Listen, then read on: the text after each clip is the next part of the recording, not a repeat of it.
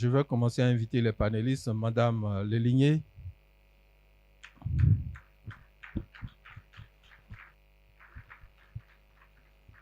Je ne sais pas, hein, peut-être vous avez pris un trop lourd déjeuner, mais il ne faut pas somnoler, hein, ça va être très intéressant. Donc, soyez réactifs. Et je vais inviter M. Claude Balogun.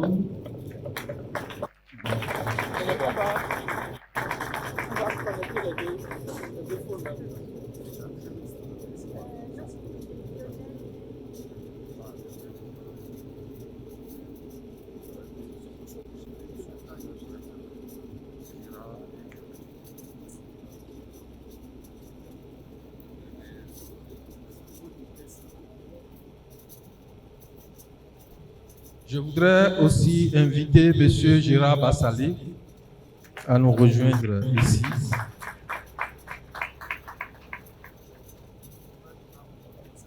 Et pour ces taxes, Lionel aussi nous rejoint. Alors tout de suite, je vais... Le thème, comme vous le savez et que l'a annoncé M. Médag Bayazon, est un thème très important pour les villes africaines, les villes et le fonctionnement futur. Je vais tout de suite donner la parole à Mme Léligné qui va faire une petite introduction par rapport à ça.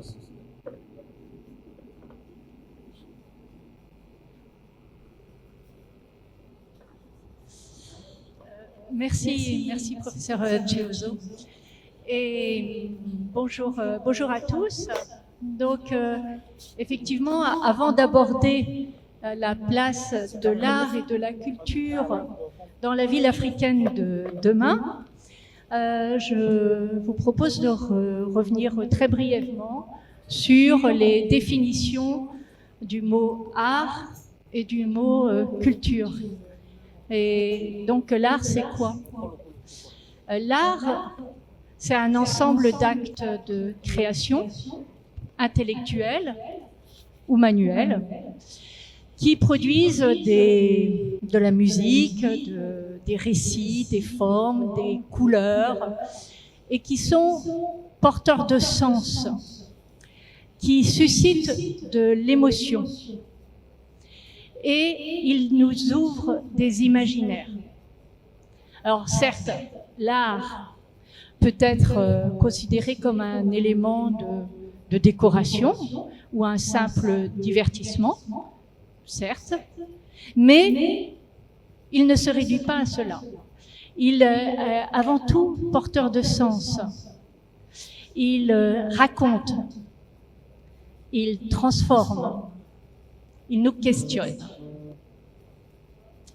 Tandis que la culture, c'est plutôt un ensemble de pratiques artistiques, c'est un ensemble de signes identitaires, c'est un ensemble de rites, c'est un ensemble de références qui a pour fonction de réunir les individus.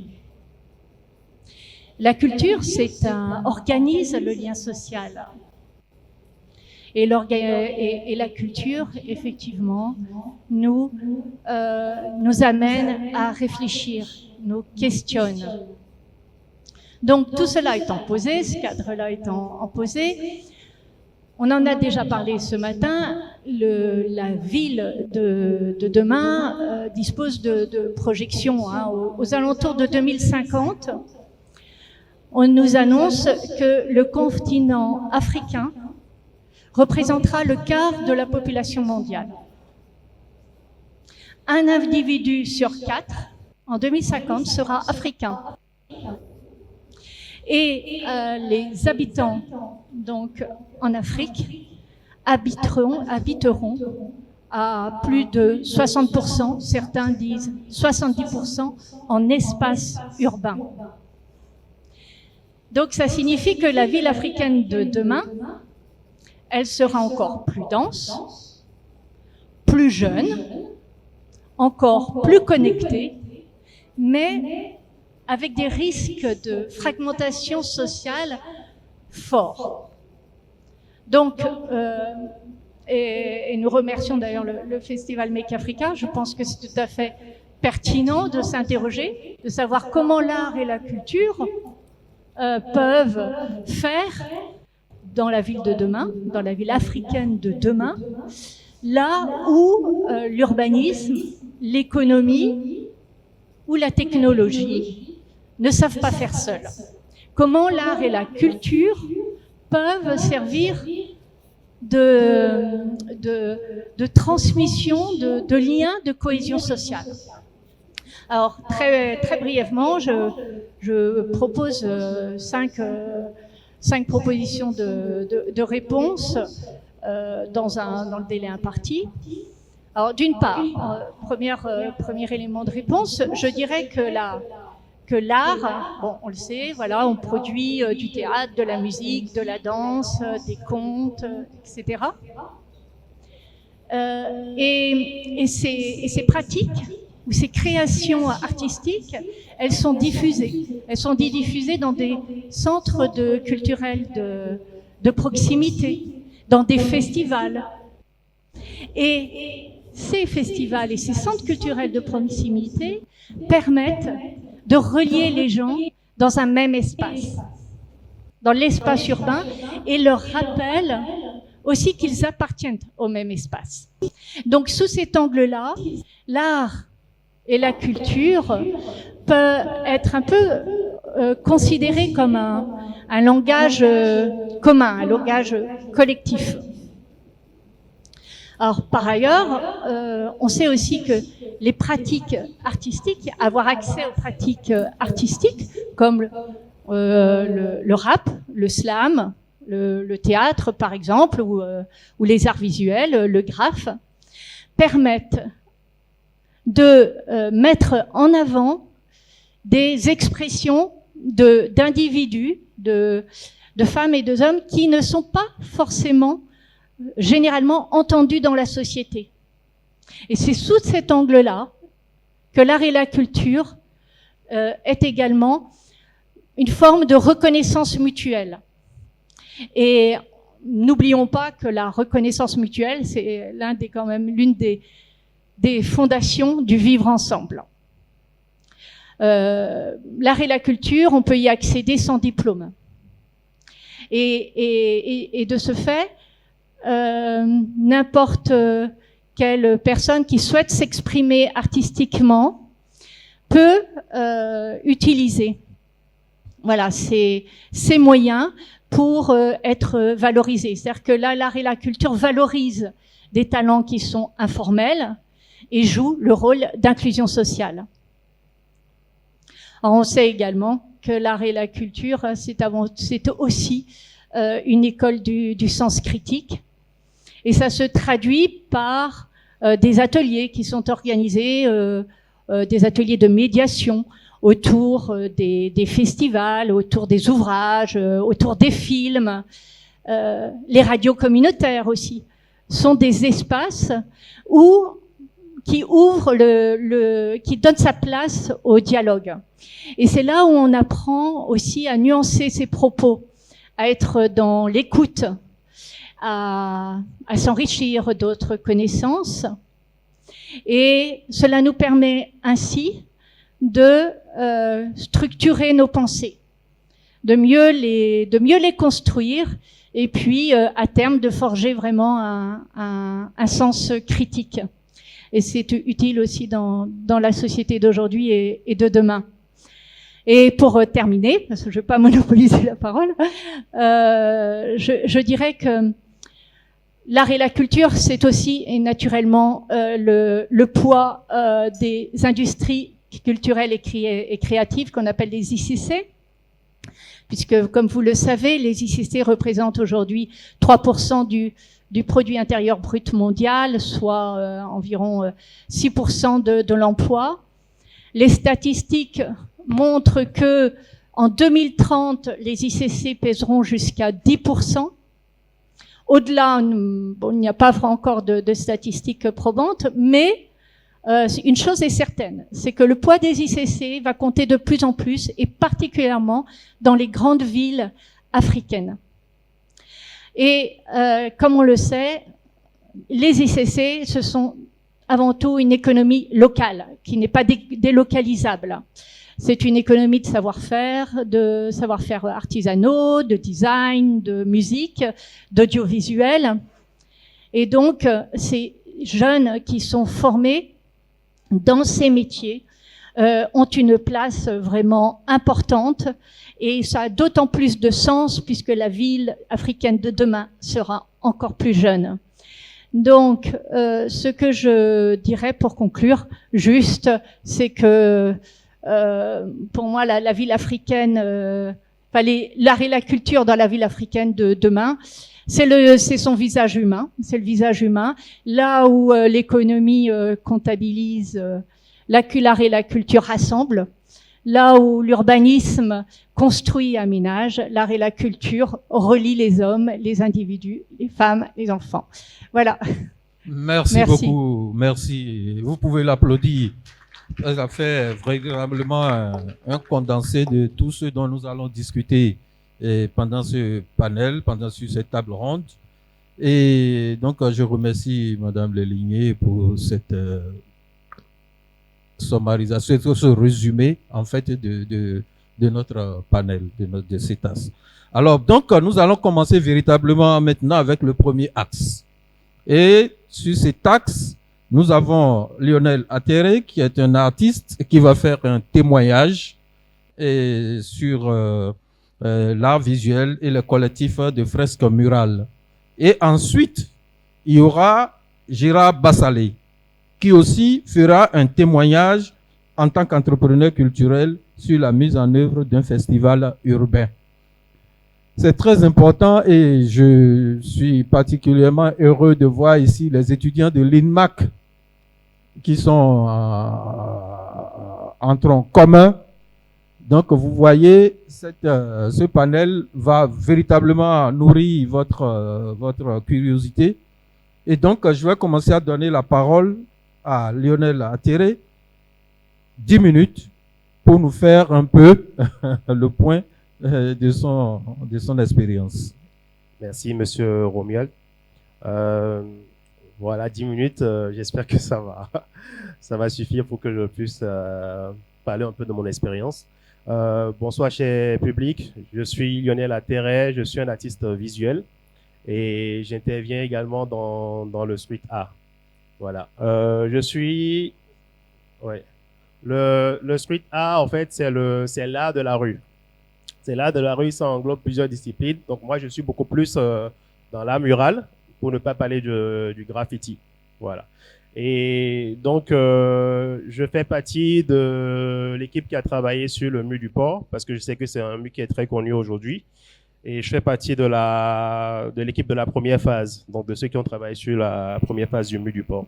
Voilà. Moi, j'ai rejoint, je dirais, le festival Effet Graph, parce que le festival Effet Graph, c'est un festival de graffiti, un festival béninois de graffiti.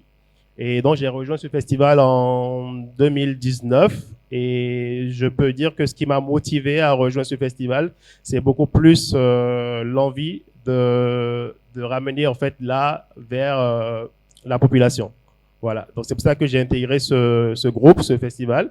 Et on a travaillé dans différentes villes du Bénin, donc Cotonou, Ouida, Comé, Grand Popo, Parakou. Donc, on a fait un peu le tout.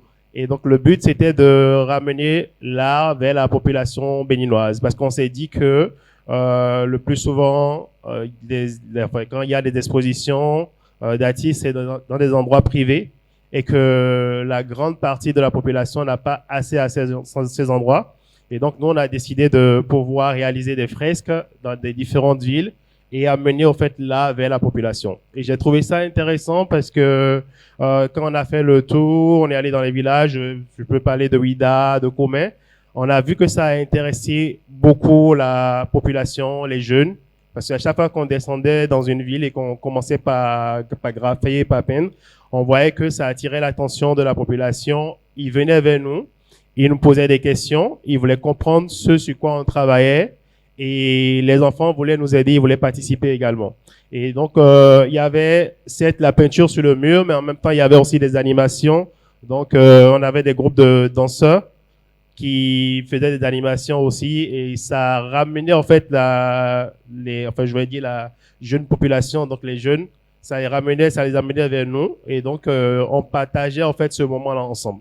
Donc voilà. Et je peux dire que j'ai également, en dehors de ces genres de festivals, j'ai également travaillé sur un projet avec Enabel, où on est allé à Ouida, en fait, dans l'arrondissement de Comassé, où on avait travaillé dans le centre des jeunes et loisirs.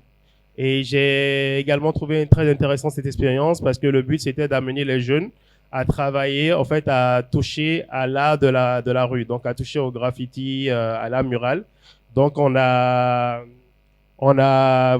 travaillé ensemble, on leur a montré un peu les différentes étapes de l'art mural, comment préparer les peintures, comment réaliser les maquettes, faire des croquis, et après comment travailler sur le mur. Et donc c'était vraiment très intéressant parce qu'on les a amenés eux-mêmes à réaliser des fresques qui leur parlaient. Et comme ça, ils étaient vraiment fiers de montrer que eux-mêmes ils ont pu réaliser une fresque et ils ont participé aussi à embellir la clôture du centre des jeunes et loisirs. Et ce qui était aussi intéressant, c'était que au moment où on était en train de réaliser ce projet, cette fresque, il y avait à un moment donné un groupe de taxi-moto, donc de émigrants, qui passaient, en fait, je pense qu'il y avait un enterrement, et puis ils étaient en groupe, donc ils passaient, et quand ils nous ont vus en train de peindre, ils se sont arrêtés là où on était et ils ont commencé par faire des démonstrations de moto, par faire carrément animer un peu. Et donc j'ai trouvé ça intéressant. J'ai vu que contrairement à ce qu'on peut penser, même dans les zones reculées, les gens sont quand même très intéressés par l'art, et ils sont contents de voir que des artistes viennent d'ailleurs et qu'ils viennent apporter peindre sur leur mur et tout. Maintenant, pour finir, je sais pas si je suis dans le temps. Ce que je trouve aussi intéressant dans ce genre de festival, c'est que quand nous, on doit travailler souvent, surtout le festival de Effet Graph, hein, je parle de ce que je sais, quand on doit travailler, on choisit souvent des thématiques. On choisit des thématiques qui parlent, au fait, à la population. C'est-à-dire qu'on ne va pas juste peindre ce qu'on a envie de peindre, mais on essaie un peu de toucher les gens, de soit sensibiliser ou amener la population à s'intéresser à sa culture. Donc, on peut travailler sur soit des icônes, en fait, des légendes, des gens qui ont marqué l'histoire de l'Afrique, ou travailler sur sur le kanvo, le pain tissé, donc travailler sur tout ce qui fait partie de notre culture, donc sur les gougons, sur le guélédé. Et au moment où, si je reviens sur l'expérience sur le mur du port, au moment où on travaillait, on voyait qu'à chaque fois que les gens passaient, ils s'arrêtaient. Et donc, il y avait forcément un élément sur le mur qui attirait ces gens-là. Moi, sur ma fresque, j'ai travaillé sur un monsieur, un personnage Bariba avec la scarification des Bariba. Et j'ai vu qu'il y avait des gens des Bariba qui passaient, qui se sont arrêtés. Ils étaient contents de voir que je réalise que je peins un Bariba sur le mur. Donc, ils se sont arrêtés. Donc, je trouve ça intéressant parce que ça permet d'avoir aussi une interaction avec la population. Les gens se retrouvent, au fait, dans ce qu'on fait. Et je trouve ça vraiment intéressant. Voilà. Merci beaucoup, Lionel Atterré. Merci de l'applaudir parce que c'est très intéressant ce qu'il nous a dit. C'est la problématique récurrente du fonction sociale de l'art, en fait. Comment est-ce que nous amenons l'art vers le peuple? Comment est-ce qu'on interagit avec la population? Et vous savez, ça a fait l'objet de beaucoup de polémiques sur lesquelles on ne va pas revenir.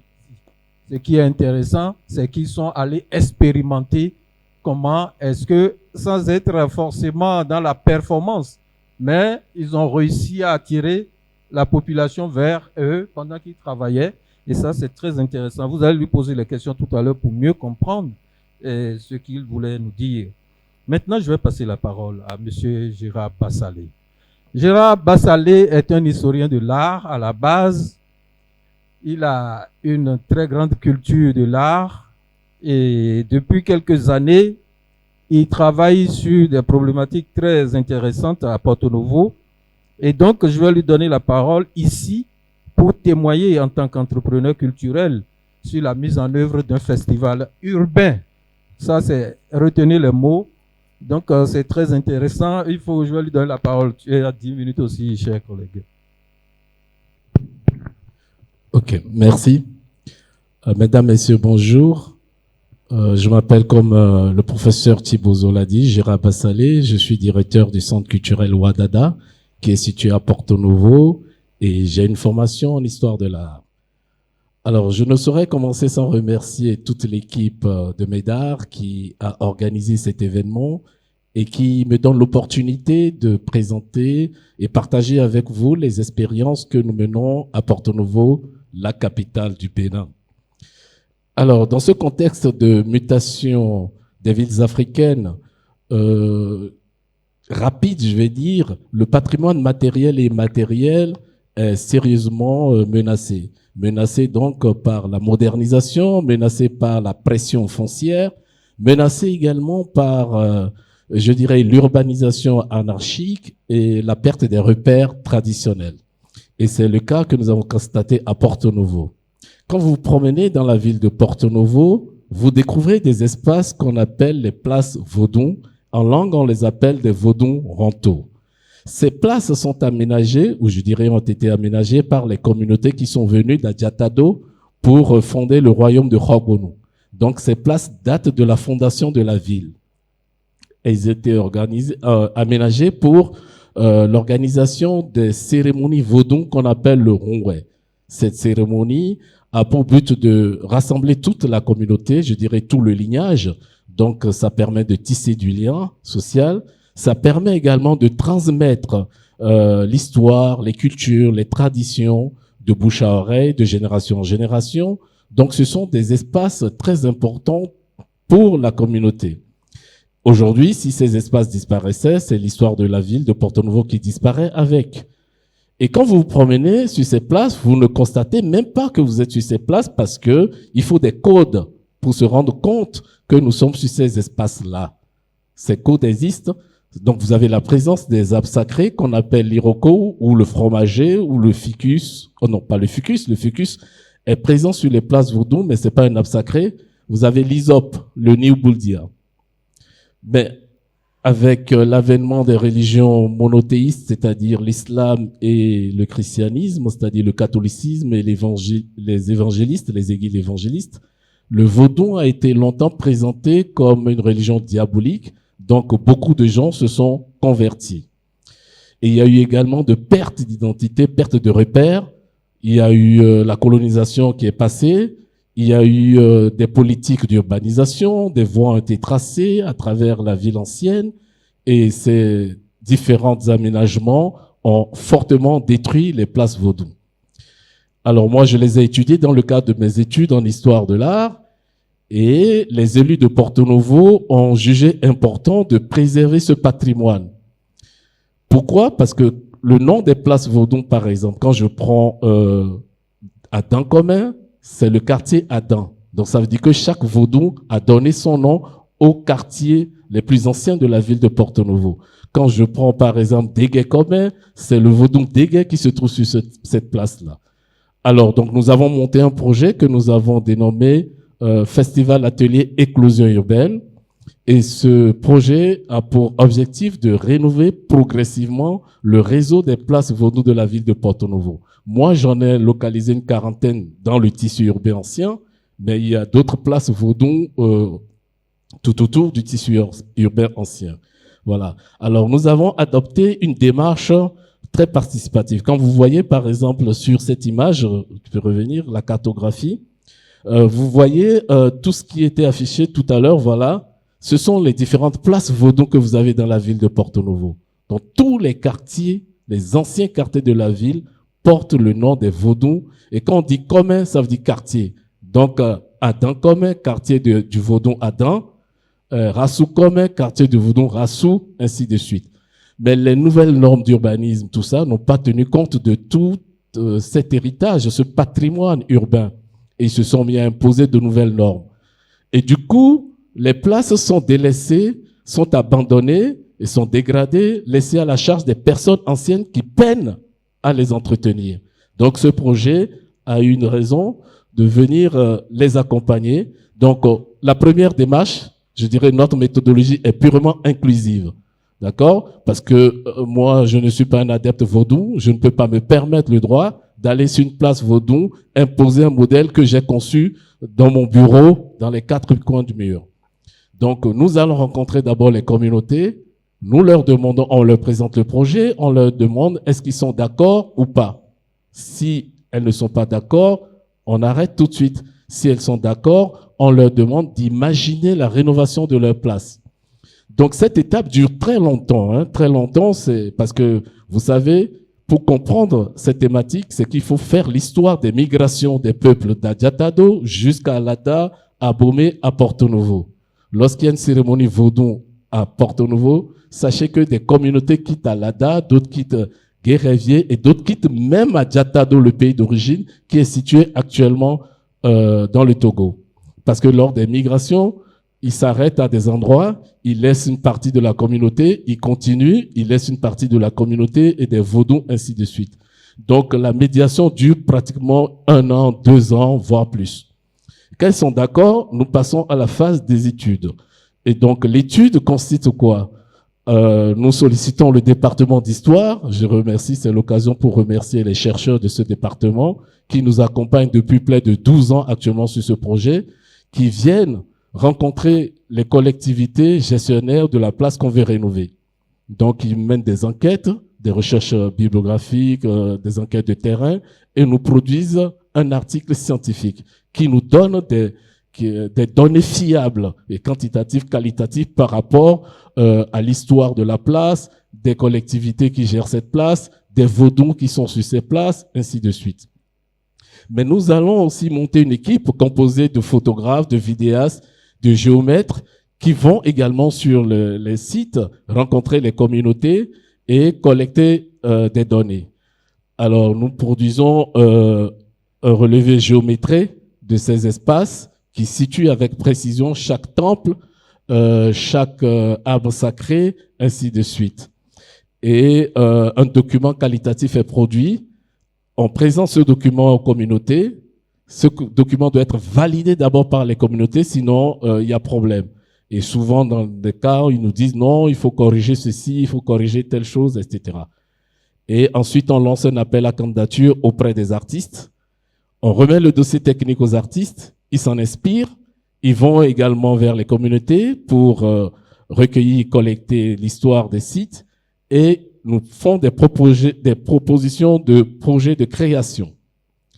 On sélectionne les artistes dont les projets sont pertinents et la phase qui suivra, ce serait une conception, l'atelier de conception avec les artistes.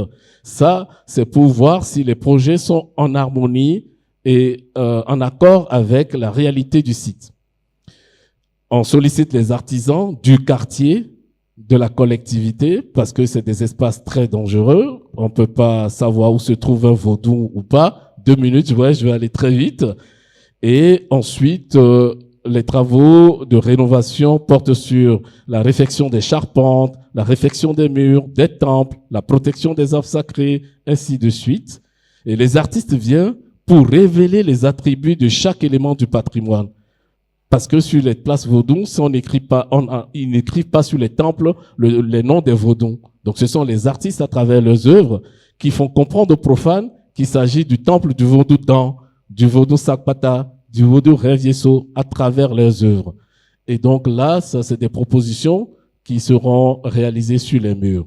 Et voilà un peu comment se passe notre démarche. Elle est purement participative et vous allez voir que on a l'adhésion de toute la communauté. Aujourd'hui, nous sommes à une 20aine de places rénovées et on est appuyé donc par des partenaires. Je profite pour les remercier. La métropole de Lyon, la communauté d'agglomération de Cergy-Pontoise, l'Agence française de développement, l'Union européenne et bien d'autres partenaires que j'oublie de citer ici. Merci. Je vous remercie. Merci, merci. Il faut l'applaudir vraiment parce que la synthèse qu'il nous a offerte tout de suite, ce n'était pas évident, mais je le remercie d'avoir réussi à faire cette synthèse-là. je voudrais vous inviter véritablement à aller visiter Porto Novo. Là, vous allez mieux comprendre ce qu'il est en train d'expliquer. C'est extrêmement important et je voulais l'en féliciter parce qu'il est concentré sur ce travail depuis un certain nombre d'années et il réussit. Vous avez entendu le nombre de Vodou Honto qu'il a déjà fait rénover, mais qui ont gardé leur âme. Il parlait des historiens tout à l'heure. J'ai eu le privilège de lui produire 2 tests sur ces Vodou Honto. Et l'un des tests m'a permis d'aller plus loin en produisant un article que j'ai intitulé « L'art contemporain révélateur de la complexité culturelle de Porto Novo ». Parce que effectivement, quand il a commencé à rénover ces Vodou Honto, il a parlé de Vodou Honto, il a expliqué pour que vous puissiez comprendre ce que ça signifie, mais c'est des lieux par excellence de socialisation des peuples pré-coloniaux, je veux dire. Même avec l'intervention de l'urbanisation coloniale, ça n'a rien changé à leurs habitudes. Pour comprendre ce que cela signifie, vous avez vu, tel que vous organisez votre espace, tel que vous réfléchissez. Et c'est ça ce que l'empreinte que nos ancêtres ont laissée et qu'il est en train de réhabiliter et de garder comme patrimoine. Alors, vous avez écouté ces 2 excellents messieurs. Je vais maintenant vous passer la parole très rapidement en 10 minutes, comme nous sommes un peu en retard, si vous avez des questions, et nous pourrons répondre là-dessus selon que. Alors, est-ce que vous avez des questions?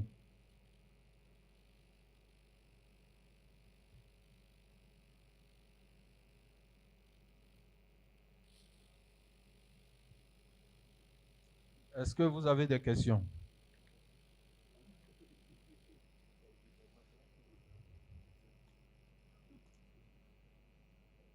Vous avez tout compris?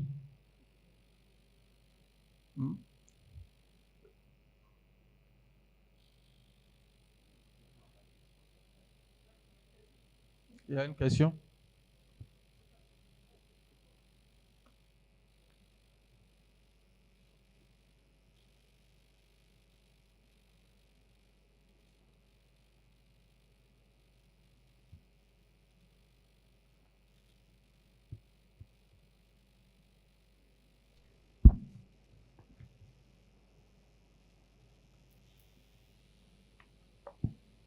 Allô, allô. Oui, bonsoir et déjà merci pour les interventions. Moi, je me nomme Doji Onu, membre de la communauté Refaro, président et également nouveau président élu.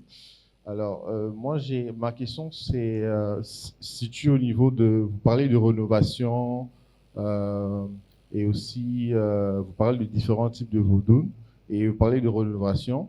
Alors, moi, ma question c'est de savoir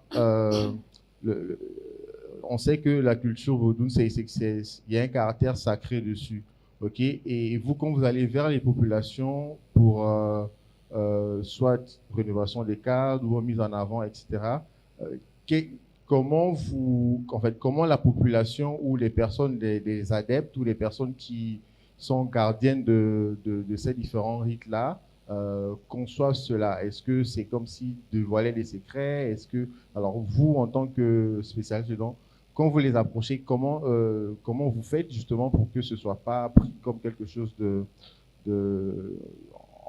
d'ouverture vers le monde ou dévoilement de secrets, etc. Donc moi, c'est un peu cet aspect-là que j'aimerais savoir, comment ça se passe dans le processus en fait. Ok, c'est une question destinée à M. Gérard Bassalé. Certainement, tu peux répondre directement à cette question. Okay.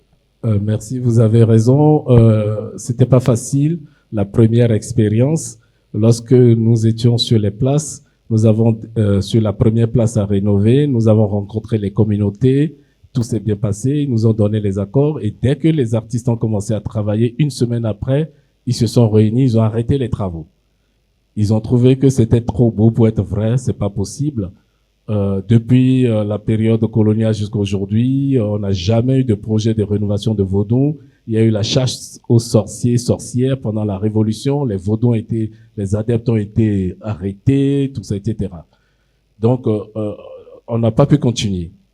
Ben, La deuxième expérience a été fructueuse. Les gens nous ont accordé du crédit, ils étaient disposés. On a réussi cette place. Et aujourd'hui, il y a tellement de demandes. Les gens ont confiance parce qu'ils savent qu'une fois rénovés, ils continuent à pratiquer leur culte, à utiliser leur espace et qu'ils sont toujours propriétaires. Les communautés sont toujours propriétaires de leur espace. Mais les débuts étaient difficiles. Et pour un tel travail, il faut vraiment la médiation. Il faut vraiment être d'abord correct, poli, respectueux de leurs pratiques. Sinon, ils se sentent tout de suite blessés et réfractaires. Donc, il faut beaucoup discuter, prendre du temps, échanger. Et c'est ce qui nous a permis de réussir cette médiation. Et là, il y a une liste. Je ne saurais vous dire combien de collectivités souhaitent qu'on rénove leur place aujourd'hui à Porto Novo. Et d'ailleurs, le gouvernement a initié un projet, la route des couvents, dont l'objectif est également de rénover un certain nombre de couvents et places Vaudon sur toute l'étendue du territoire.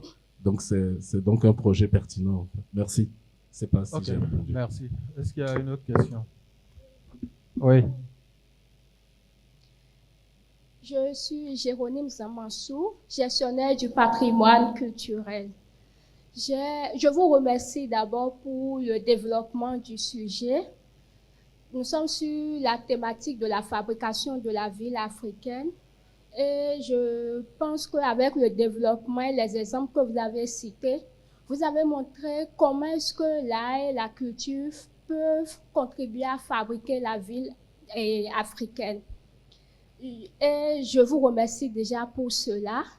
Pour le projet que Lionel Atterré a développé, nous, lorsque les artistes ont commencé lorsqu'on passait, on voyait que les artistes faisaient les graffitis déjà sur le mur.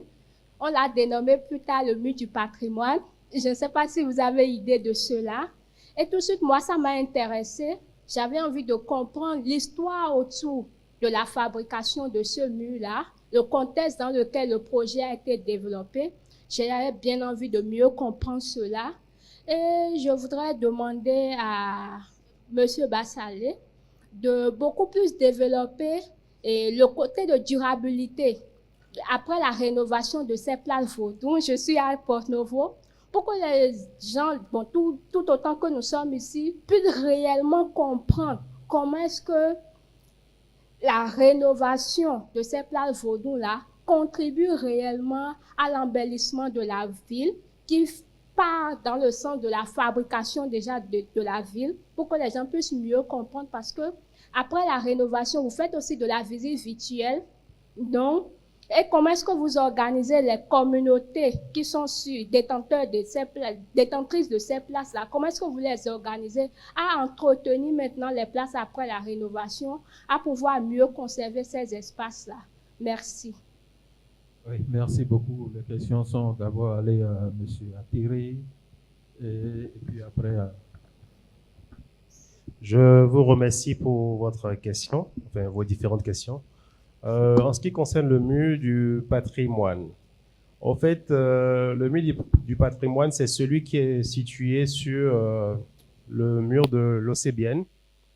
Et donc, il est différent du mur actuel, du mur du port. Donc, voilà. Et c'est important de préciser que ce mur a été réalisé dans le cadre de la 6e et 7e édition du festival Effet Grave. Je parle du mur du patrimoine. Et donc, l'idée, au fait, c'était de pouvoir travailler sur un mur, puisqu'on avait vu que c'était un mur qui était vraiment lent. Et on avait pour ambition de pouvoir travailler sur tout le mur et pouvoir battre un record. Parce que aujourd'hui, ce mur-là est le premier mur le plus long et graffé en Afrique. Et le 3e au monde. Voilà. Et donc, c'est quand on a réalisé ce mur-là que il y avait TV5 qui avait fait un reportage sur ce mur. Et c'est comme ça que la première dame du Bénin, Madame Claudine Talon, nous a découvert. Voilà, parce qu'elle a vu le reportage. Et quand elle a vu le reportage, elle a voulu elle-même se rendre sur le mur. Donc, aller voir comment c'est la fresque sur le mur du patrimoine. Et quand elle est partie voir la fresque, elle s'est rendue compte que ce n'était pas aussi beau, enfin, aussi frais qu'à la télé. Puisque quand il y avait eu, je vais dire, un petit moment entre le reportage et quand elle est allée voir le mur. Et nous, à l'époque, on travaillait sur fonds propres. On avait certaines entreprises privées qui nous accompagnaient, mais on n'avait pas suffisamment de moyens. Et donc, les peintures qu'on utilisait n'étaient pas de bonne qualité. Enfin, voilà, on faisait en fonction de nos moyens. Et ce qui fait que la peinture a perdu en fraîcheur. Donc, voilà. Et donc, elle a cherché à comprendre, au fait, la difficulté qu'on avait et elle a cherché à nous rencontrer, la première dame du Bénin. Et donc, on est allé la voir, on lui a exposé nos difficultés, nos problèmes de moyens. Et en ce moment, nous, on avait déjà pour ambition, puisqu'on avait déjà fait le mur du patrimoine, nous, on visait déjà le mur du port. Et donc, puisque on sait que quand on aura fait le mur du port, on pourra battre le record mondial. Et donc, nous, on avait déjà ça en tête. Et quand on l'a rencontrée, on s'est dit, bon, c'est l'occasion. Donc, on lui a glissé un peu ce rêve-là. Et elle était tellement contente, elle a voulu nous accompagner sur ce projet-là. Donc, c'est comme ça, au lieu de rafraîchir le mur du patrimoine, on s'est retrouvé sur le mur du port autonome de Cotonou. Et donc, en ce qui concerne le nom du mur du patrimoine, pour être franc avec vous, je n'ai aucune idée de comment ce nom a été défini, choisi. Franchement, je n'ai aucune idée. Et même aujourd'hui, le mur du port, il n'y a pas encore de nom pour le moment. C'est encore en cours, d'après ce que je sais. Ils sont en train de réfléchir sur le nom du mur du port. Pour le moment, tout le monde dit mur du port. Donc voilà. Et donc, quand ce mur sera fini, il sera le premier mur le plus long et graffé au monde. Parce que le premier mur, merci. Parce que le premier mur le plus long et graffé au monde, c'est à Dubaï, c'est un mur éphémère. Le deuxième, c'est au Brésil. Le troisième, c'est au Bénin actuellement, le mur du patrimoine. Et donc, quand on aura fini le mur du port, ça va être le record mondial. Bon, je vous remercie. Merci beaucoup, parce que c'est très intéressant de nous faire cette genèse-là, la genèse de ce mur.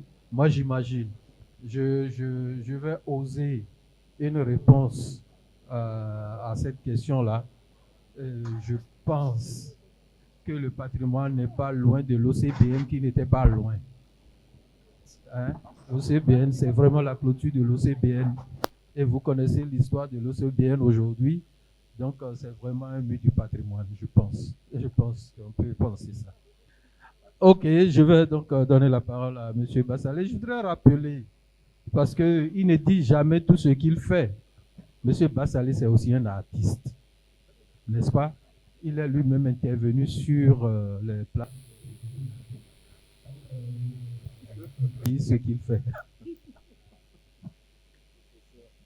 Ok, merci. C'est vrai que lorsqu'on investit énormément de moyens pour réhabiliter le patrimoine, il faut mettre en place des dispositifs pour l'entretien, pour l'entretenir et pour mieux gérer ce patrimoine. Et donc, lorsqu'on finit la rénovation, on essaie d'organiser les communautés. Quand je parle des communautés, c'est-à-dire les familles, les lignages qui sont gestionnaires de ces espaces-là, les habitants du quartier, parce que je parlais tantôt de pression foncière. Il faut savoir que les lignages qui sont gestionnaires de ces espaces ont vendu pas mal de terrain à des gens qui ne sont même pas de Porto Novo et qui ont construit des maisons autour de ces places-là.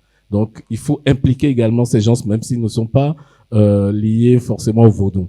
Et donc, ils s'organisent au sein d'une association, on les accompagne pour créer l'association et on organise des formations aux membres de cette association, des formations sur la gouvernance associative, comment gérer une association, des formations sur le guidage, on forme certains jeunes du quartier pour avoir des compétences pour faire la visite de leur site et avec l'appui de certaines institutions, on a pu construire des bureaux pour l'association sur ces sites, les équiper en panneaux photovoltaïques pour qu'ils soient autonomes en énergie solaire, en outils informatiques pour mieux gérer, ainsi de suite.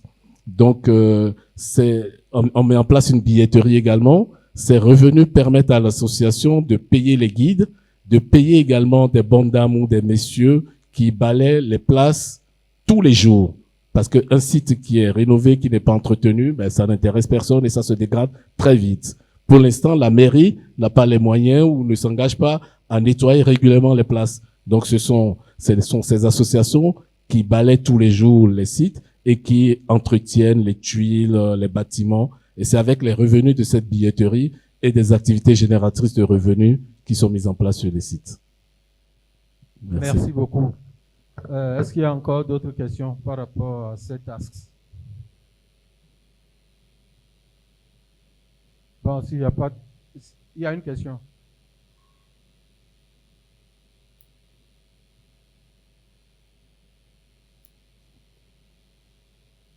Bon, merci, messieurs et madame, pour avoir choisi de nous s'informer sur l'importance du patrimoine et du culture au Bénin. Moi, je suis Toucon Nathanaël, élève en licence 1 à l'INMAC en administration culturelle. Vous avez parlé des cultures du Porte-Novo et des différents sites touristiques qui sont là-bas. Mais la partie qui m'a le plus retenu, c'est la partie où vous avez parlé d'Adiatado, du peuple qui sont à Togo, qui ont fait d'immigration jusqu'à Porte-Novo, tout ça. Mais j'ai appris cette partie de l'histoire qui a dit que le principal source de cette histoire, c'est à Tofo, quelque part à Tofo là-bas, où il est enterré le Menta du roi d'Adiahosu. Tout ça, si il y a la source dans des lieux reculés, par exemple à Tofo, pourquoi ne pas aller inaugurer des sites touristiques dans différentes parties qui sont peut-être éloignées dans des villages pour, je sais pas, mais pour plus donner une importance aux cultures et révéler au peuple leur origine. C'est ce qui m'a épincé le cœur, puis j'ai décidé de vous poser la question. Merci, monsieur. Merci beaucoup. C'est une question très intéressante. C'est une question très intéressante qui remet un peu en cause les certitudes.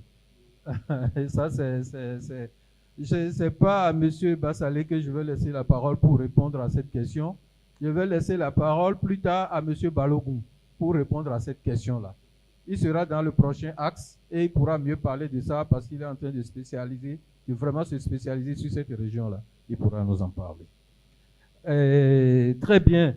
Il n'y a plus de questions, je voudrais sincèrement remercier Mme Christine Leligné pour avoir mis ensemble ces deux messieurs parce que les questions, les problématiques qu'ils ont vraiment abordées vont quasiment dans le même sens. Vont quasiment dans le même sens parce que si vous allez visiter Adjina, l'un des premiers Vodou-Honto que M. Gérard a réalisé, ça correspond à peu près à ce que M. Lionel était en train de démontrer. Vous verrez sur cette place, si c'est encore aujourd'hui là, vous verrez que les communautés ont installé 2 télévisions l'une sur l'autre. 2 postes de télévision l'une sur l'autre. Ces populations qui, à la base, on pourrait dire qu'ils ne connaissent rien du tout au code de l'art contemporain. Au code de l'art contemporain, ils n'y connaissent absolument rien. Ont réalisé une installation, mais juste l'installation pour montrer à ceux qui passent là que faites attention, le Vodou-Honto a été rénové, mais nous avons nos yeux et nous suivons ce que vous pouvez venir faire. Si vous osez violer ce lieu-là, nous sommes en capacité de vous voir. Donc vous voyez comment cela a interagi et c'est extrêmement important de le révéler ici pour montrer comment est-ce que les deux sont en train de nous dire quasiment la même chose par rapport à la fonction sociale de l'art. Merci beaucoup, chers messieurs. Nous allons passer au deuxième axe. Et donc, je vais inviter maintenant M. Claude Balogun. Donc, je vous passe la parole très rapidement. Merci. Et vous avez 10 minutes. OK. Merci beaucoup, monsieur le professeur. Merci, madame. Je voudrais remercier sincèrement les organisateurs de nous avoir réunis autour de cette thématique, histoire de réfléchir, opiner un peu sur ce que une ville de demain peut devenir. Mais quelle est la part des ICC dans la création des villes de demain? L'exemple sur lequel je vais appesantir mes propos est l'exemple de la production du film Adou. Le film Adou, qui est une production espagnole, dont la grosse partie a été réalisée au Bénin. À travers ce film, nous avons de gros chiffres, de gros montants qu'on peut évoquer. Premièrement, nous avons reproduit plusieurs villes africaines. Au Bénin, on a reproduit le Sénégal, on a reproduit le Cameroun, on a reproduit l'Algérie, seulement en restant au sud du Bénin, en restant à Djara, Porte-Novo, Ouida et Grand Popo et Cotonou. Donc tout un long métrage a été réalisé à environ 80%, juste en restant au sud du Bénin et en reproduisant les villes de ces pays-là. Nous avons utilisé par exemple Porte-Novo pour retracer les villes de Marrakech. Et tous ceux qui ont regardé ont pensé qu'ils ont été là-bas pour tourner cette séquence-là. C'est comme ça que le cinéma peut impacter, influencer la modification, la reproduction d'une ville. C'est une production qui a permis à plus de 600 Béninois de travailler pendant plus d'un mois, quelques jours. Ça a permis de faire venir une centaine d'étrangers pour rester au Bénin pendant un mois et demi. C'est des hôtels, c'est des véhicules qu'on a utilisés, c'est de la nourriture béninoise qui a été utilisée et tout, qui a été consommée, merci pour ça. Donc, à travers ce film, ce film qui est resté en programmation véritablement sur Netflix pendant beaucoup de mois, hein. C'est resté longtemps sur Netflix. Beaucoup de pays ont découvert la culture, les comédiens, les techniciens et les artistes béninois. Vous voyez. Donc, ça nous a permis vraiment de montrer que à travers le cinéma, on peut ne pas se déplacer dans d'autres pays et reproduire vraiment les réalités. Voilà. Donc, voilà un peu ce que j'ai à dire tout simplement par rapport à la production du film Adou. Il y a beaucoup d'autres films qui sont produits en ce moment sur le territoire. Beaucoup de réalisateurs, producteurs étrangers trouvent que le Bénin offre plus de facilité à la production des œuvres cinématographiques. Voilà, monsieur le professeur. Merci beaucoup, monsieur Claude Balog. Est-ce que vous pourriez nous nourrir un peu de vos recherches en ce moment sur Tofor? La question qu'a évoquée l'étudiant, est-ce qu'on peut rapidement faire un tour là-dessus comme vous avez encore un peu de temps? Merci, monsieur le professeur. Effectivement, nous sommes en train de faire un travail sur Tofor et Rinvi, qui sont deux villages sur le canal des esclaves. Quand on parle de la route des esclaves, ce n'est pas que la petite portion qui est à Ouida. La route des esclaves quitte Ouessé, vient à Abomey et quitte Abomey pour passer dans ces deux villages-là aussi. Et malheureusement, il n'y a pas eu beaucoup d'écrits. Et c'est sur ce canal-là qu'on voit le dernier campement des esclaves avant de prendre la route pour Alada et rejoindre Tofor et rejoindre Ouida. Donc, ce travail nous a permis de découvrir une forêt sacrée qui est la forêt des adeptes du vaudou, qui, en venant dans la caravane des esclaves, en venant à Tofor, sont accueillis par Agbodane, qui est l'un des anciens Pamengans du roi d'Abomey. Ces esclaves sont accueillis.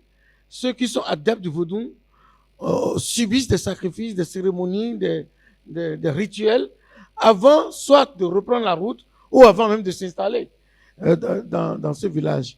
Et dans cette forêt, nous avons là où on dépose les cheveux rasés de ces esclaves-là. Et nous sommes en train de faire un travail. C'est dans ce travail-là que nous avons découvert l'endroit dont a parlé tout à l'heure notre ami, qu'on appelle Tacon. Tacon, qui est une histoire qui vient de plus loin, en fait. L'histoire de la caravane, de la migration depuis Adjatado. Et dès lors qu'ils sont arrivés vers Tofo, les crânes de leurs aïeuls qui sont restés avec, de leurs parents qui sont restés avec eux, ces crânes ont commencé à pourrir. Ils ont décidé de les entreposer quelque part et ont mis quelqu'un là pour dire non, t'as communiqué, reste auprès des crânes pour qu'on revienne. Alors, ce sont des endroits, des sites sur lesquels nous sommes en train de faire des recherches. Nous allons faire des fouilles également. Nous allons confirmer d'abord ces recherches-là avant de publier des documents là-dessus, histoire de montrer aux gens qu'il y a des endroits comme ça.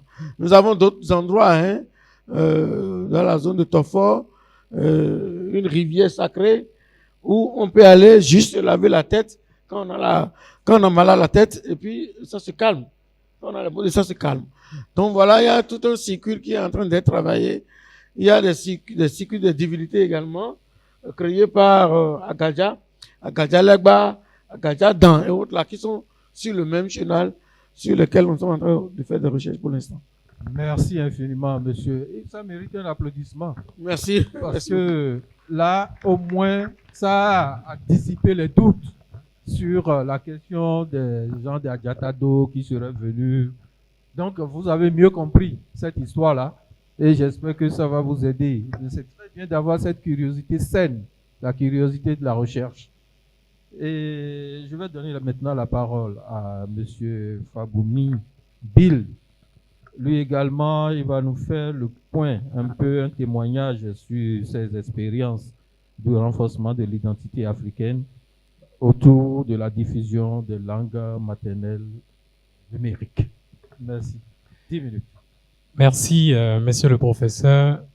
Je voudrais saluer l'aîné, le Fofo, le dernier Grand Prix littéraire du Bénin, monsieur Claude Balogun. Merci pour vos partages. Merci également à monsieur Gérard Bassalé et à Lionel pour le partage. C'est un plaisir pour moi, chers amis, chers participants, d'être ici. Je suis Bill Fabroni et je suis le fondateur de Ayam Yokluno, une plateforme qui est spécialisée dans la digitalisation des langues et cultures béninoises et africaines. Nous travaillons sur les langues pour un simple fait qui rattache nos travaux à la thématique du jour, parce que la langue détermine l'identité. Notre langue détermine notre identité. Simple exemple, quand vous allez quelque part et sans même savoir à qui vous avez affaire, vous vous exprimez dans une langue. Si cette langue-là touche le cœur de quelqu'un qui la comprend, cette personne se rapproche de vous automatiquement et se dit, ah, cette personne est mienne en fait. Cette personne fait partie peut-être de ma famille, d'une collectivité, de mon pays.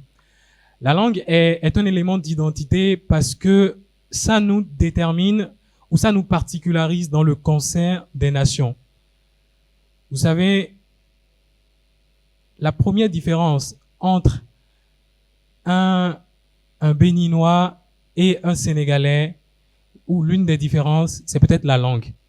Quand le Sénégalais va parler le Wolof à côté de vous, ça va vous donner une idée sur sa personne, sur son identité. Et quand le Béninois parle l'une des langues, que ce soit le fon ou une autre, vous savez, ah, celui-ci vient du Bénin. Et il y a des auteurs qui ont confirmé que quand vous voulez parler à un peuple, ou vous voulez parler à quelqu'un, il faut lui parler dans sa langue pour toucher son cœur. La langue est un élément de soft power, de pouvoir, d'influence douce en fait, de souveraineté. Et aujourd'hui, dans les villes africaines, il y a ce qu'on appelle en fait cette marque pays-là, cette identité de chaque pays qui se construit autour des richesses, et l'une de ces richesses, c'est principalement la langue. Moi, j'ai commencé par travailler sur le projet des langues béninoises par un simple constat. Vous savez, tous autant que vous êtes ici, je vous mets au défi. Il y a des mots, quand je vais vous demander l'équivalent en langue étrangère, vous aurez du mal à les trouver. Vous allez juste trouver des mots génériques pour pouvoir le dire. Quand je dis, par exemple, à son soin, vous allez me dire que c'est fruit noir, n'est-ce pas? Il y a plusieurs fruits qui sont noirs. À son soin, comment ça va se dire en français? Quand je vais dire glacément, mettons glacément, qui connaît son nom en français ou en anglais? Ou bien, les fruits et les légumes, on les connaît d'abord dans sa langue, avant de les connaître dans la langue d'autrui. C'est une expérience simple. Quand vous sortez d'ici, vous vous promenez, vous allez trouver des arbres que vous n'allez pas trouver dans une culture étrangère. Il y a des arbres qui se produisent ici, qui sont plantés ici, qui ne sont pas en France, qui ne sont pas en Amérique. Donc, ces arbres-là n'ont pas d'équivalent en langue française, ni en langue anglaise ou autre langue. Mais nous, nos parents, parce qu'ils ont vécu au milieu de ces arbres, ont pu leur donner des noms. C'est ça l'identité. Et si on perd cette identité, on aura des réalités qu'on ne pourra plus traduire dans nos langues. Il y aura des réalités qu'on ne pourra plus, auxquelles on ne trouvera plus de nom, parce qu'on s'est désolidarisé de notre culture. Nous, on s'est dit non, il faut rattraper le tir. Il faut faire les choses autrement et utiliser la langue comme pouvoir, mais un pouvoir doux. On a commencé l'expérience depuis 2018. On a créé notre plateforme qui s'est spécialisée dans la digitalisation parce que quand on a fait le diagnostic, c'est beaucoup plus vous et moi, vous, mes pères, jeune génération, qui avons tendance à nous désolidariser progressivement de nos cultures, de nos valeurs. Donc, le langage qu'on parle, c'est un langage qui est basé ou qui se déploie sur des outils numériques. On s'est dit, on va faire du message. On va faire ce qu'on a toujours étudié dans les thématiques des livres, la rencontre de la tradition avec la modernité. On va travailler sur nos langues, mais dans des outils modernes comme le numérique. On a commencé par ce qu'on a appelé la gamification de l'apprentissage. On apprend mieux quand on a l'impression de s'amuser. Donc, vous allez voir, on a créé des stickers en Fongbe qui, aujourd'hui, sont constitués sous forme applicative. Vous pouvez télécharger sur votre Play Store. Vous tapez sticker en Fongbe et vous pouvez l'ajouter à votre WhatsApp. Ces stickers-là vont vous permettre simplement de converser avec les amis, mais en envoyant vos émotions en fond. Nous qui yede pour dire sourire. Nous qui kede pour dire rire. OK? On s'y remet, etc. Il y a plus de 270 stickers. Et pour rester vraiment dans la culture béninoise, on a rajouté, par exemple, les places qui nous rappellent qu'on est béninois. Par exemple, la place de l'Amazone, la place Bioguera, et les trésors royaux qui ont été restitués récemment, les V6 trésors royaux, ont aussi le sticker dans la langue fond, dans l'application. Donc ça vous permet d'avoir en même temps des expressions pour vous exprimer facilement et aussi vous redonner goût aux langues. Et pour ceux qui ne comprennent pas le fond, vous pouvez l'utiliser parce qu'on a prévu un glossaire dans l'application. Aujourd'hui, c'est une application qui est très utilisée. On ne s'est pas arrêté là. Beaucoup ont envie d'écrire leur langue, que ce soit le batonou, le fulfulde, le peul, le ditamari.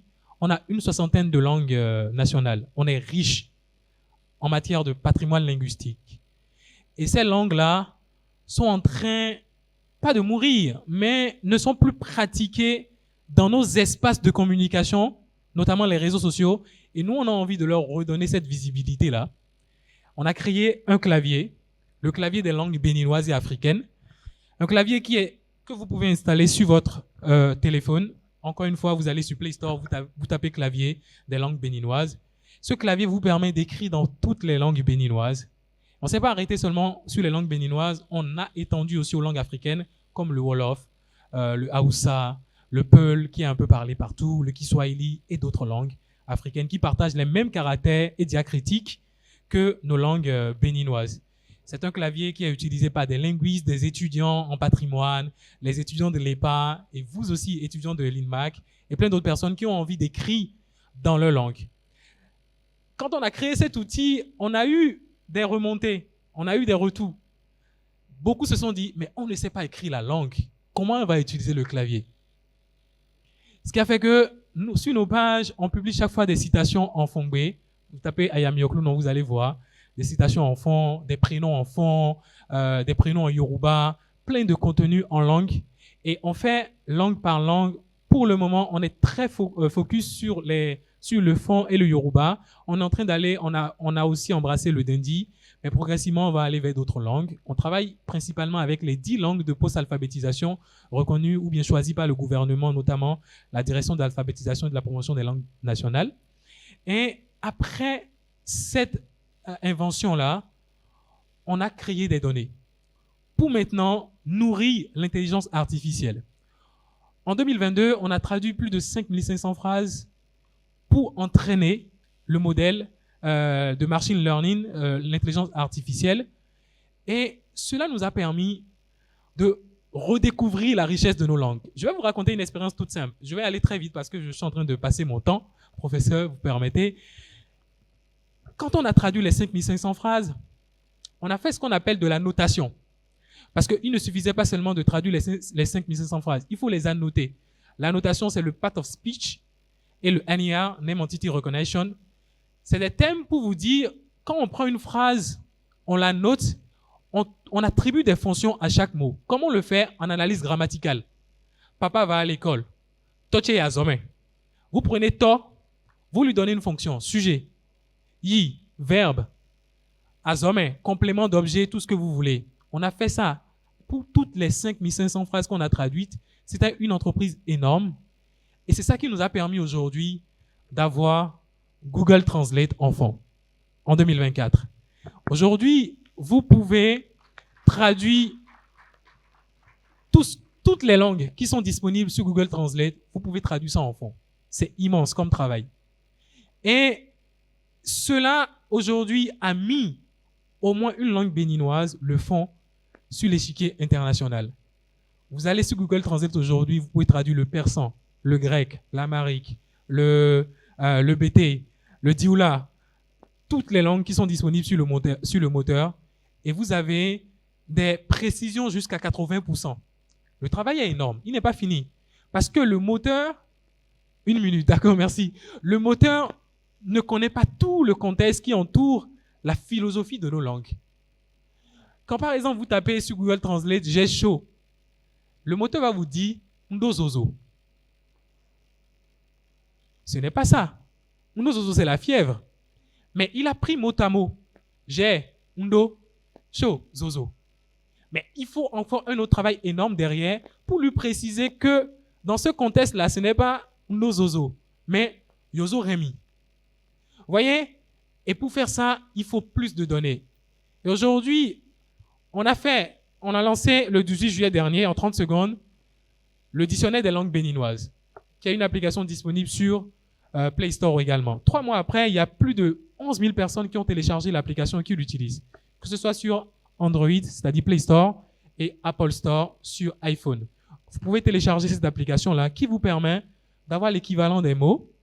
Et l'objectif de cette application, c'est de créer en fait une interdépendance entre nos langues. Que le français ou l'anglais ne soit plus le baromètre ou ne soit pas que les langues en fait de destination, mais que vous soyez capable de traduire très prochainement le batonou en fond, le dindi en bariba, le bariba en peul et toutes les langues béninoises. On ne va pas s'arrêter seulement aux langues béninoises parce que le marché africain nous appelle. C'est là que je vais m'arrêter, professeur. Et je vous invite à télécharger ces applications-là pour vous réclamer, pour réclamer votre identité et pour surtout vous réclamer béninois. Merci. Merci beaucoup pour cette expérience. Vraiment, je suis séduit par ce travail que vous faites, les deux qui êtes ici, et ce témoignage, parce que moi-même j'ai été surpris, c'est plus tard que j'ai appris. Je rentrais, je crois que c'était en juillet, d'un voyage, et pour la première fois sur Air France, on nous a souhaité la bienvenue en fond. J'avais les yeux écarquillés, je me demandais ce qui se passe. Et c'est plus tard qu'on m'a dit que nous avons désormais le fond sur Google Traduction. Félicitations. Vraiment, ça m'a fait plaisir le jour-là d'écouter ça. Et donc, je voudrais vous remercier pour ces expériences que vous avez partagées avec nous. Et je vais rapidement, certainement, donner la parole à l'auditoire. Si vous avez des questions à ces messieurs par rapport à leur témoignage, pour nous rendre compte un peu de ce qu'ils ont fait.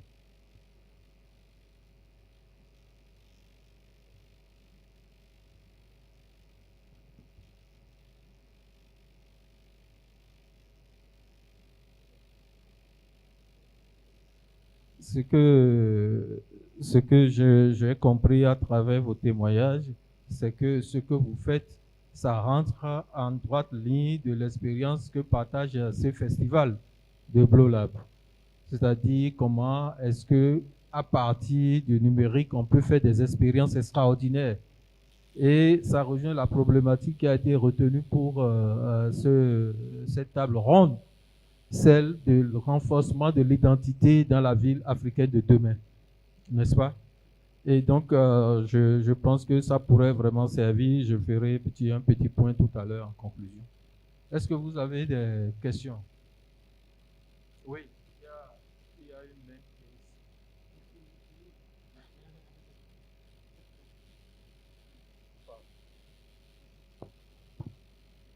D'abord, je salue tout le monde et je remercie également les membres de l'administration qui nous ont permis d'assister à cet événement aujourd'hui. Je voudrais principalement m'adresser au monsieur qui a parlé de des langues au Bénin. Et je vois qu'ils ont fait des prouesses et que c'est vraiment formidable d'avoir aujourd'hui que sur le net, qu'on peut également faire la transition des langues. Mais la question que je pose est voici. Je me demande si au fil des années, dans les écoles, on pourrait également mettre en pratique les langues, car cela permettra aux élèves ou aux étudiants de mieux comprendre, car si cela est dans leur langue maternelle. C'est ma question. Merci. Oui, monsieur. Merci, professeur. Question très pertinente. Aujourd'hui, avec la direction de l'alphabétisation et de la promotion des langues nationales, il y a beaucoup de choses qui sont en train de se faire. L'apprentissage des langues en milieu scolaire, c'est une question de souveraineté. Normalement, ça ne devrait pas se poser comme problème. Mais cette question aborde plusieurs aspects. Et je pense que le temps ne nous permettra pas d'aborder tous ces aspects-là, parce qu'il y a beaucoup d'aspects politiques. Vous savez, aujourd'hui, il suffit que le président de la République décrète, qu'en plus du français langue officielle, il y ait au moins une langue nationale qui soit langue officielle. Ça va se faire. Vous comprenez? C'est une question de décision politique. C'est plus politique que capacité, en fait. Parce qu'il y a des maîtres alphabétiseurs partout. Il y a des gens qui peuvent enseigner dans toutes les langues béninoises. Maintenant, j'ai écrit un article sur la question, mais j'ai beaucoup plus touché le volet État-nation. Est-ce que le Bénin est un État ou un État-nation? J'ai montré le rapport qu'entretiennent les langues avec cet aspect-là. Les langues ont été utilisées des fois par les politiques comme élément de division et de régionalisation. Et la période arrive, on va encore l'utiliser. Alors que c'est des éléments, en fait, de richesse qui nous permettent de nous apprécier dans notre diversité. Et l'une des attaques qu'on fait à la question de de l'apprentissage en langue dans les écoles. On dit on a plus de 60 langues. Quelle langue prendre?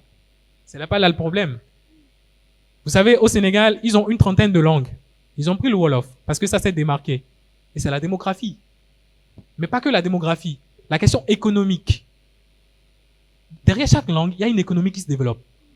Ici au Bénin, le fond est la langue la plus économique. Parce que ça me fait, la capitale économique du Bénin, c'est Cotonou. Les gens, quand ils viennent à Cotonou, ils peuvent être Ibo. Ils s'exercent à parler le fond. Peu importe, vous avez plein d'exemples comme ça.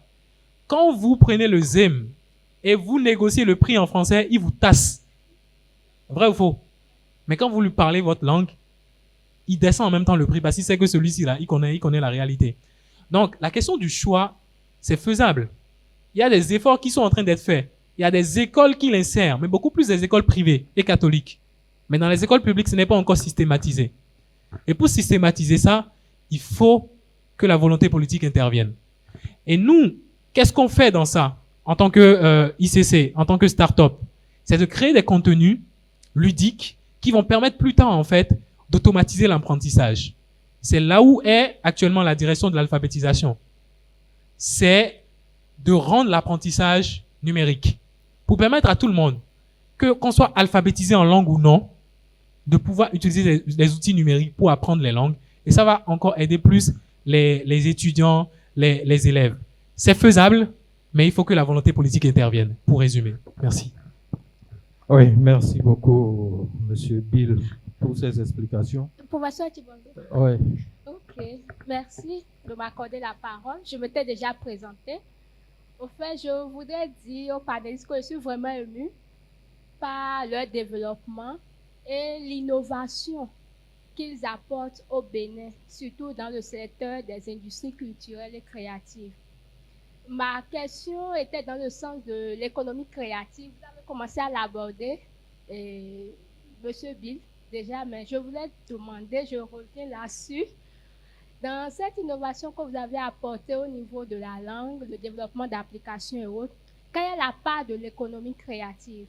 Comment est-ce que cela peut se mesurer? Comment est-ce qu'on peut comprendre l'économie autour de cela? Monsieur Balogun aussi pourrait nous l'expliquer au travers du film pour que tous les gens puissent mieux comprendre en fait comment est-ce que l'économie tourne autour de la création d'un film et autres. Je vous remercie. Merci Vraiment, beaucoup. merci. Je suis émue par l'innovation que vous apportez. Merci beaucoup. Merci pour les questions. Oui. Merci beaucoup. Il faudrait comprendre que de plus en plus, l'économie culturelle se développe au Bénin à travers une multitude d'activités qui se mettent en place. Autour du cinéma, par exemple, outre la vente de films, il y a ce qu'on appelle les dérivés liés aux films qu'on peut vendre, qu'on peut commercialiser. Je donne juste l'exemple de la statue de l'Amazone. Dès lors que la statue a été installée et inaugurée, des gens ont commencé à produire des t-shirts, des tissus, des batiks avec l'image. C'est une économie qui se met en place comme ça. Des statuettes de l'Amazone. Un film qui se produit, le personnel principal, qui est peut-être aimé du public, son image peut être reproduite sur des livres, sur des cahiers, sur des bics, sur des goodies, sur des t-shirts, des casquettes, pour être vendue. Nous connaissons la vente classique des produits liés aux ICC. On produit un élément utilitaire, on le vend, mais plein d'activités peuvent se mettre en place autour de cette activité culturelle ou artistique qui se met en place. Vous avez vu le long mur de l'aéroport. Tout le monde aime ça aujourd'hui. Mais savez-vous qu'il y a un pan de mur à Ouida? Il y a un pan de mur à Niki. Désormais, il y a un pan de mur dans un petit village quelque part. Donc, ça commence à faire de l'émule. Et si c'est bien structuré, bien organisé, l'économie peut s'en ressentir. Désormais, aller voir un film, ce n'est plus forcément aller acheter son ticket à l'entrée. On peut acheter le ticket par le numérique. Et c'est une économie qui se met en place. Vous avez dû remarquer que dès lors que le mois de la mode a été décrété, et ça se met en place, beaucoup de défilés ont commencé à être organisés, beaucoup de ventes en ligne ont commencé à être faites. Donc, ça nous rattrape. Nous avons la chance d'avoir les paiements en ligne, les cartes bancaires, et la dématérialisation facilite tout ce que vous pouvez imaginer dans ce sous-secteur-là. Voilà un peu ce que j'ai à dire. Oui, merci. Pour compléter, docteur, je vais dire, comme l'a dit M. Claude Balogun, il y a des dynamiques qui se greffent à la dynamique principale. Et c'est ça qui multiplie en fait l'économie. La culture, je ne vais pas dire qu'on a du mal, mais les gens parfois ne font pas des études approfondies sur les retombées financières en fait de l'œuvre culturelle. Or, la culture développe beaucoup de choses. Simple exemple, quand on jouait Gungun, ok? Quand on fait ça, ouais, il y a des bonnes dames qui amènent leurs marchandises autour, qui restent autour. Leur chiffre d'affaires augmente le jour là, automatiquement. Mais il n'y a personne pour quantifier ce chiffre d'affaires là. C'est la même chose quand on organise un spectacle, on fait du théâtre, on fait ce qu'on est en train de faire. Il y a des gens qui créent une économie autour. Maintenant, pour venir à l'économie créative et culturelle, je vais dire, c'est beaucoup plus basé pour certaines plateformes comme la nôtre, sur l'ESS, l'économie sociale et solidaire. Donc, tout ce qu'on fait, la première approche, ce n'est pas l'argent, c'est l'impact communautaire. Et il n'y a pas de demi-mesure. Quand vous avez l'impact communautaire, il y a l'argent qui suit toujours après. C'est clair. Et même pour vos projets personnels. Et ce que nous on développe aujourd'hui, regardez, ça sert beaucoup plus aux linguistes. Le clavier des langues béninoises qu'on a développé, avant les linguistes pouvaient perdre toute une demi-journée à taper un test de 500 mots en langue fon. Mais aujourd'hui, en moins de 30 minutes, ils ont tapé grâce au clavier. Il y a le gain de temps qui est énorme en termes de rapport temps et argent. Ça, c'est un premier exemple. Quand nous, on a travaillé sur la diffusion des panégyriques claniques sur nos chaînes YouTube, aujourd'hui, il y a beaucoup de contenus qui reprennent ces panégyriques claniques-là dans les clips. Dans les audios, les artistes les utilisent, même si c'est gratuit pour eux, mais ça leur amène de l'argent. Aujourd'hui, grâce au panégyrique, il y a une exposition qui a été faite par Senami Donumasu, qui a travaillé sur les panégyriques, et on a collaboré sur cette exposition-là, et a pu faire écouter les panégyriques, a pu insérer les panégyriques dans une exposition visuelle. Donc, en même temps, une exposition visuelle, mais audiovisuelle. Et il y a des émoluments qui sont générés. Aujourd'hui, grâce au dictionnaire, le dictionnaire est gratuit, mais pour upgrader, c'est-à-dire il y a des mots gratuits, mais pour avoir l'entièreté des mots, il faut débourser une participation. Ça, c'est de l'économie que ça génère pour nous, pour insérer des autres langues. Même si c'est une économie participative, elle est quand même une forme d'économie, et c'est comme vous l'avez suggéré, à quantifier pour permettre, et ça relève de l'expertise ou bien des pratiques de chaque entreprise, en fait, de chaque ICC, de quantifier. Et c'est carrément là le défi pour les ICC, en fait, de dire, on a sorti un produit, ça nous a généré ci, mais d'autres approches ont été greffées à ce produit-là, et ça a généré ci et ça. Voilà. Merci pour vos réponses. Je pense que dans ses propos liminaires, M. Balogun, en présentant Adou, avait déjà donné quelques éléments de réponse à cette question, en montrant tout ce qu'il y avait eu autour de la réalisation de ce film. Mais il y a surtout la question de la patience. Nous devons être patients encore. Telle qu'elle exprime l'économie générée par les ICC, si on commence à se comparer aux autres, on peut aller dans le mur. Hein. Donc il faut de la patience pour que ça soit vraiment un effet d'entraînement, pour que nous générons vraiment les industries créatives et culturelles au Bénin. Je voudrais vous remercier pour votre participation à cette œuvre. Merci vraiment pour votre expertise et tout ce que vous avez pu apporter. À tout à l'heure. Merci beaucoup.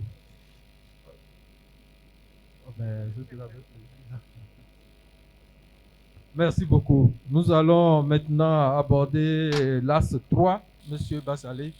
On va vous redonner la parole pendant 10 minutes pour nous faire encore ce témoignage par rapport à comment les populations s'approprient l'espace à travers les pratiques culturelles et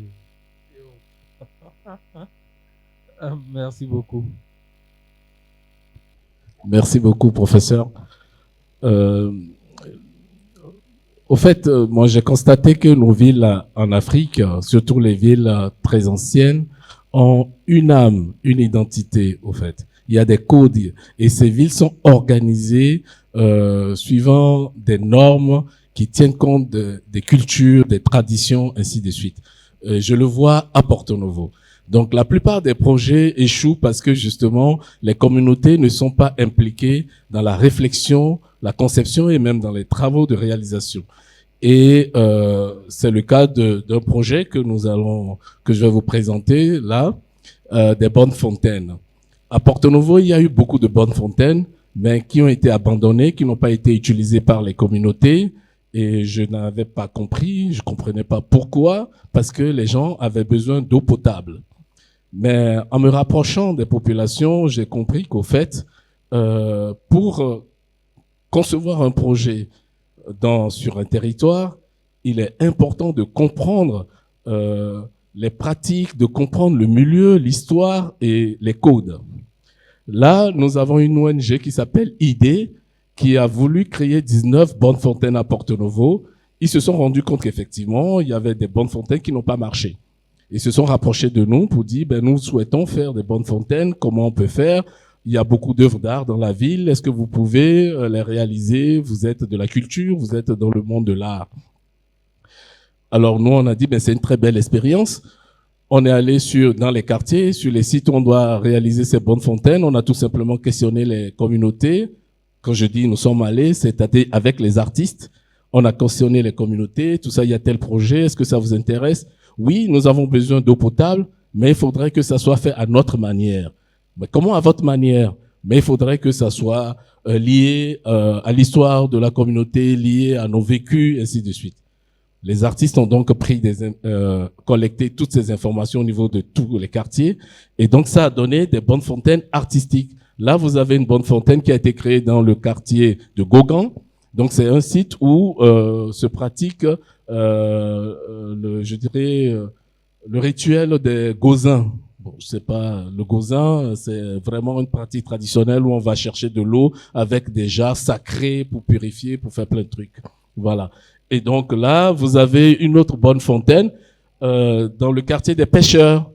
Donc, c'est Tofinou commun. Le quartier des pêcheurs, ils ont voulu ils veulent de l'eau potable, mais que la fontaine soit un symbole qui les identifie. L'artiste a créé donc un poisson.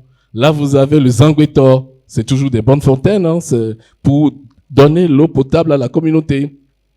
Et donc, c'est le quartier près de Pacliao, c'est pas ceux qui connaissent Porto Novo, ils ont souhaité que ça soit une fontaine Zanguetor. Et là, vous avez une œuvre de Tofa qui travaille beaucoup avec la récupération. Cette bonne fontaine est située devant le palais royal romain de Porto Novo. Puisque c'est les princes qui sont autour, ils ont voulu une figure symbolique du roi. Donc c'est le Arolo qui est là. Mais la canne produit de l'eau, la récade également. Il y a une installation de robinetterie autour et les communautés peuvent s'approvisionner en eau. Voilà. Et là, c'est une bonne fontaine sur la place Théagmalin. Théagmalin, c'est l'un des fondateurs, je dirais le fondateur de la ville de Porto Novo. Et il est lié, il a un symbole lié à la biche ou l'antilope, je ne sais pas. Et donc cette œuvre fournit de l'eau. Vous allez voir la tuyauterie sur les cornes et en bas. Voilà un peu. Nous avons également travaillé sur d'autres thématiques, c'est-à-dire les sentinelles de climat, par exemple. En 2010, il y a eu une importante inondation à Porto-Novo qui a créé des dégâts. Il y a eu même des morts, ainsi de suite. Et nous avons conçu un projet qui consiste à installer des sentinelles le long de la berge lagunaire pour alerter les communautés. Lorsqu'ils voient l'eau monter, ils peuvent se dire, attention, nous devons prendre des précautions. Mais également là, nous avons fait appel à des artistes, des sculpteurs de partout du Bénin, et ils sont arrivés, ils sont allés dans les quartiers des pêcheurs, ils se sont renseignés sur l'histoire, sur les patrimoines qui sont là, etc. Et ils ont produit des œuvres également. Là, vous avez par exemple toujours un autre artiste qui a produit le thé à Gbalin et l'échelle de crue qui est incrustée.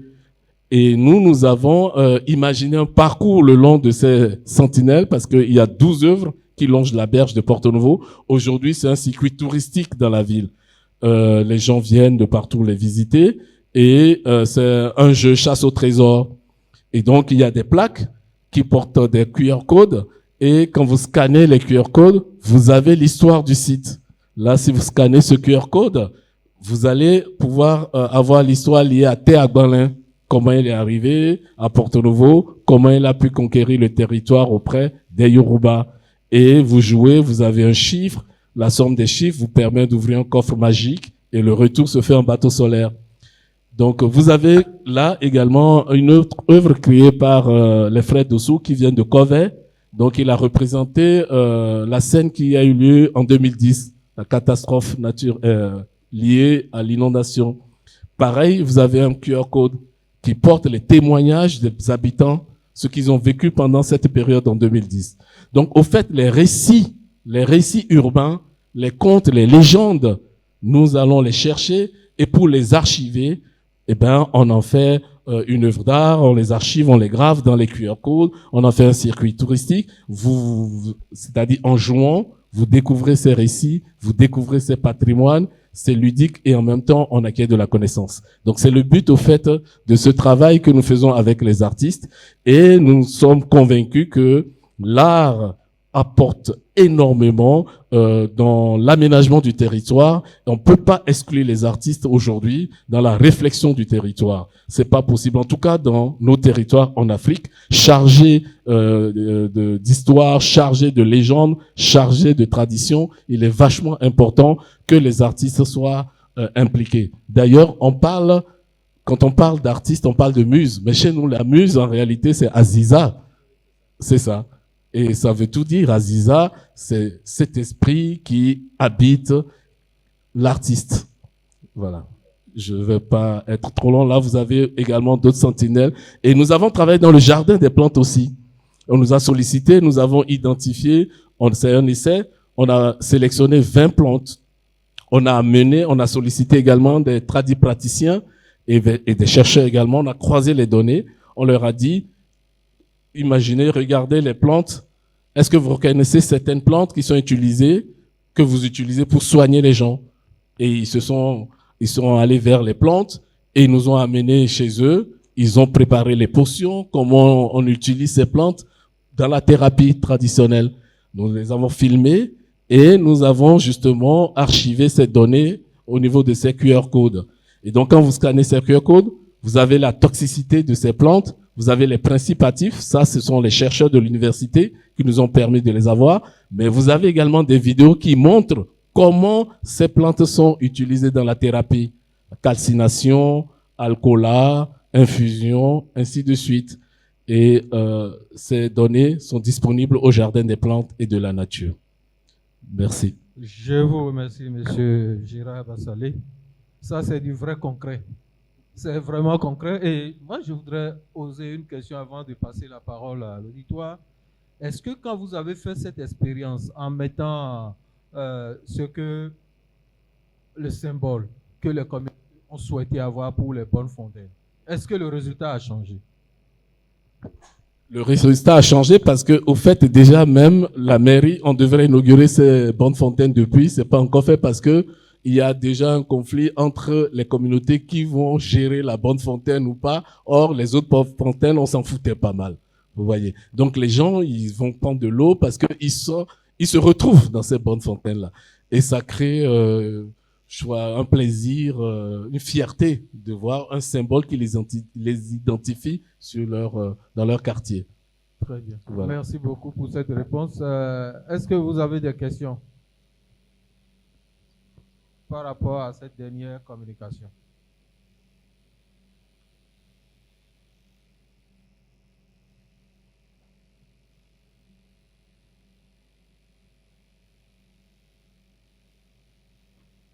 Alors, c'est extrêmement important ce qu'il vient de nous dire parce que pendant des décennies,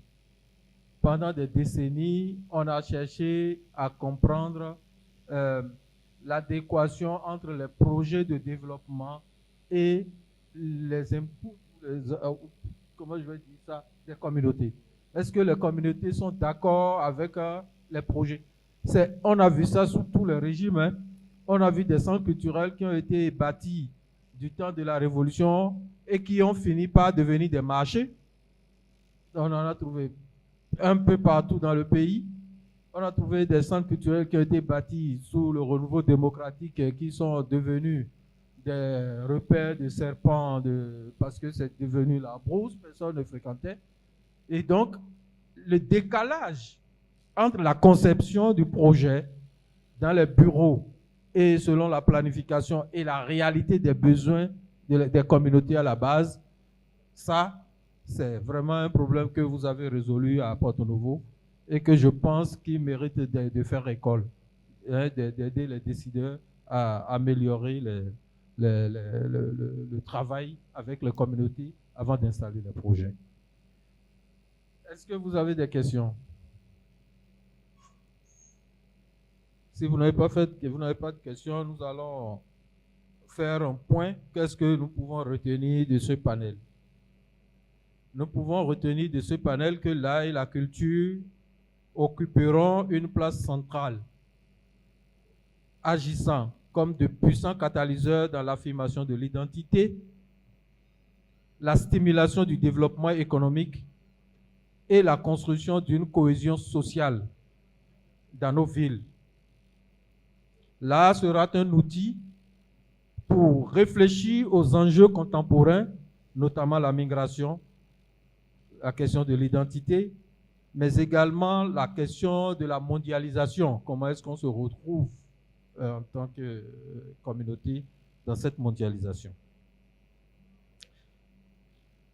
Madame Leligné l'a rappelé tout à l'heure, le contexte d'urbanisation rapide que nous connaissons en Afrique, avec environ 80% de la croissance démographique d'ici 2050, l'art et la culture doivent aider à préserver et valoriser l'héritage culturel et les pratiques traditionnelles face à la globalisation. Si nous prenons l'exemple de l'éclosion urbaine, n'est-ce pas? L'art sera un moyen de valoriser le patrimoine culturel et d'affirmer les identités. Affirmer l'identité culturelle unique de chaque nation, même si nous savons qu'au Bénin, nous sommes plusieurs nationalités. Quelqu'un a posé la question de l'État-nation tout à l'heure. Nous pouvons également retenir que des espaces seront créés. Là également, ça a été dit tout à l'heure, les musées, les centres culturels, les galeries, ou quelqu'un a parlé tout à l'heure de l'art public, on a parlé du street art. Nous avons déjà connu ça plus ou moins au Bénin. Nous avons vu l'expérience de boulevard art, que Zingbe avait véritablement développé ici. Ce pourrait aussi être un moteur économique et surtout de développement durable. Développement durable parce que l'expérience, une fois encore, de Ouadada, que Gérard Bassalé nous a relaté ici, en est la preuve. Non seulement ils ont rénové les espaces, mais également ils ont aidé les communautés à créer de la billetterie. De la billetterie qui vont permettre de faire vivre ces espaces pendant longtemps et de les faire vivre eux-mêmes. Parce que quand ça va créer de l'économie, c'est à eux que ça va profiter en réalité. Ça pourrait aussi favoriser l'innovation. et la créativité. Des qualités essentielles que nous venons de découvrir avec les langues nationales. Et j'espère que ça va continuer sous d'autres problématiques pour permettre d'avancer également dans nos villes. Les villes peuvent devenir aussi des centres culturels majeurs. Nous sommes en train de voir ce qui se passe à Ouidah. Ouidah peut devenir un centre culturel majeur. Porto-Novo l'est déjà. Porto-Novo l'est déjà parce que tous les Vodou-Honto qui ont été réhabilités donnent de cette ville, c'est comme un musée à ciel ouvert en fait. C'est exactement comme un musée à ciel ouvert. Et j'espère que vous allez continuer à faire ça pour que la ville entière soit...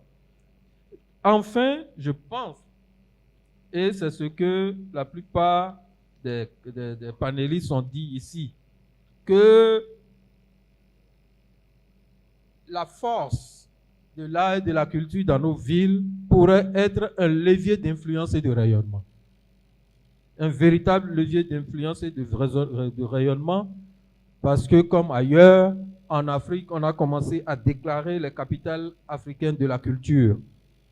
Et chaque année où il y aura une ville qui sera capitale africaine, on voit toute l'énergie culturelle qui pourrait y être déployée.